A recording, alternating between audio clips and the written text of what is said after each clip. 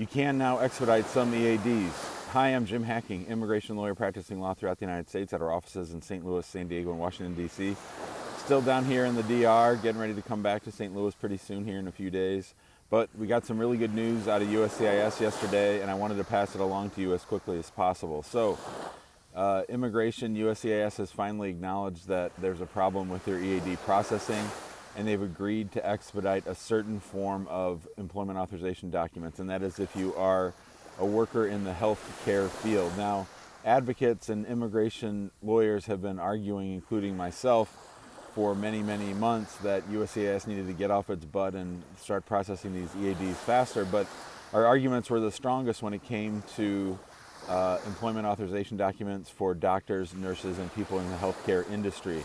Well, the good news is USCIS has finally listened up and they've agreed to process EADs for healthcare workers on an expedited basis. That is, if you can document properly that you work in the healthcare field, you can get your employment authorization document expedited. So it's actually a relatively straightforward process. You just have to call the 1-800 number and make a formal request. They have a list on their website. We'll put the link down below for the types of jobs that qualify for this expedited EAD.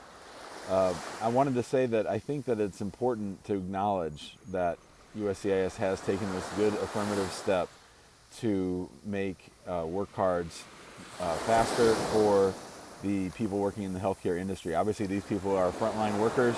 They're keeping our country safe, keeping people healthy, and if anybody should be getting their cases expedited, it is these healthcare workers. That being said, you can't give them too much praise. You can't give them too much credit. This should have been done long ago. It should have been done as soon as the COVID pandemic hit America.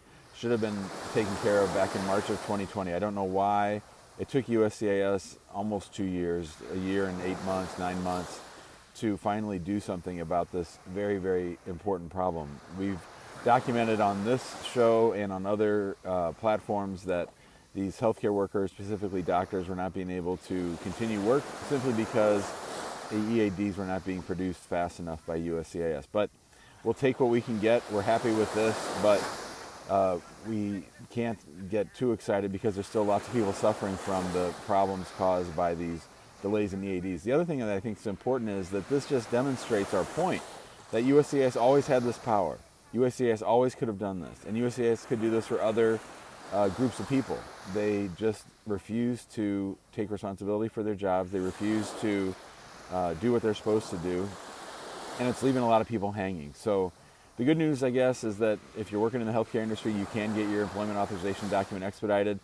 It also probably means that all other expedite requests are going to be put to second-tier status. So if you're not in the healthcare field and you're trying to get your EAD expedited, it's probably not going to happen anytime soon. But like I said, we'll take what we can get, and we just wanted to share this good news with you.